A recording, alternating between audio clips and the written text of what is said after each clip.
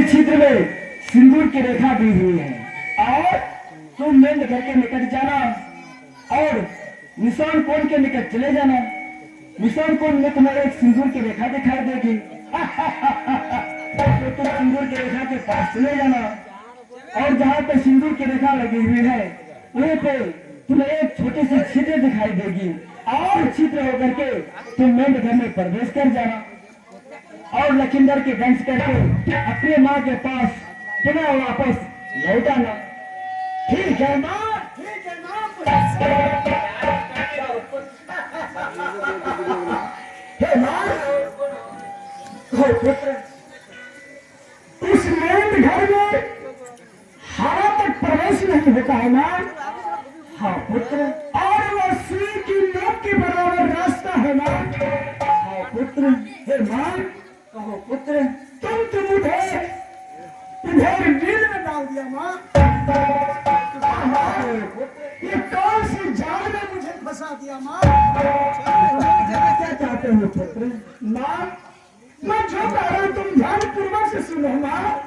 कहो पुत्र।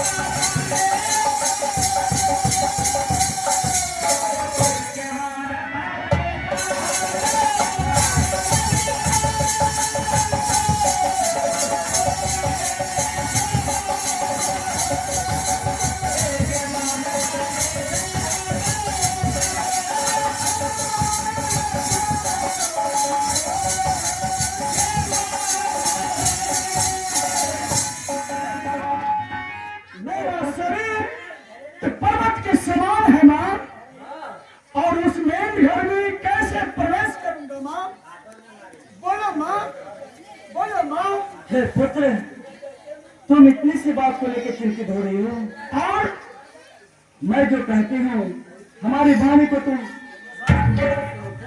क्या कहना चाहती हो माँ? सुनो पुत्र। हाँ माँ।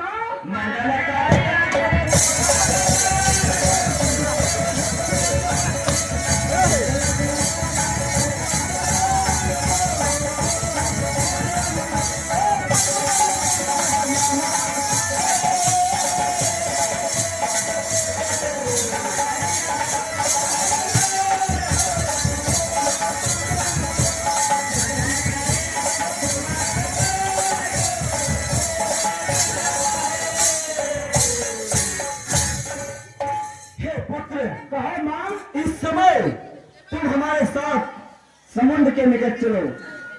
मैं तुम्हारे शरीर को समुद्र के रेत से अर्थात समुद्र की बालों से तुम्हारे शरीर को माच करके धागे की समान पतली बना दूंगी। फिर तुम मेंढ घर में आसानी से प्रवेश कर जाओगे पुत्र। तो ये कार्य संभव होगा मां? क्यों नहीं पुत्र? मेरा शरीर धागे के समान हो जाएगा। क्यों नहीं पुत्र? ठीक है मां, चलो मां, चलो पुत्र।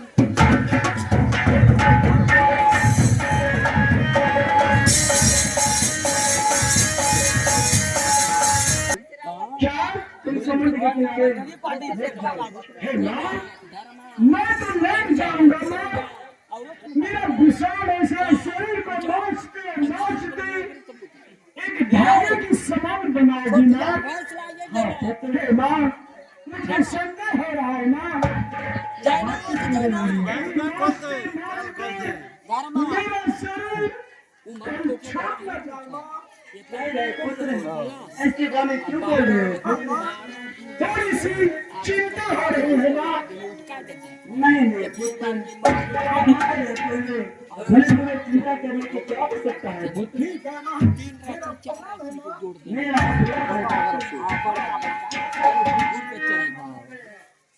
कम से कम सही विवाह को कोई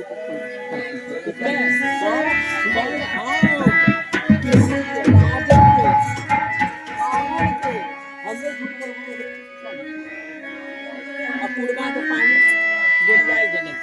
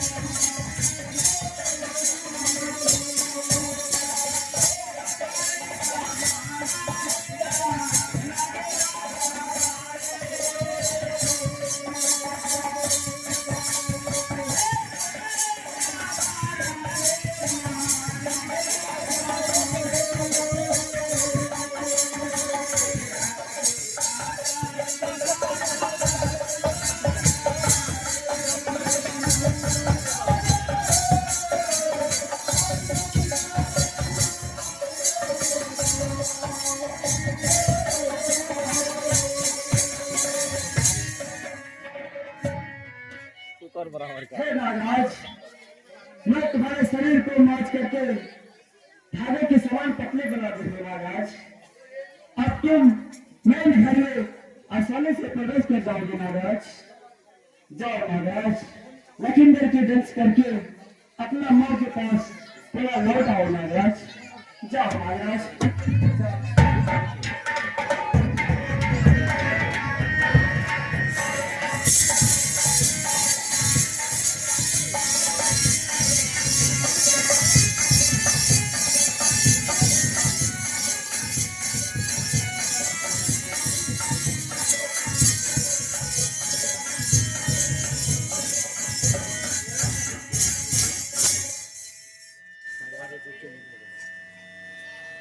हे माँ,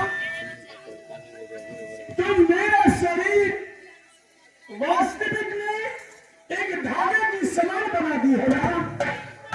और मेरा शरीर मुझे पहचान में नहीं आ रहा है। तो ठीक है माँ, मैं जा रहा हूँ माँ।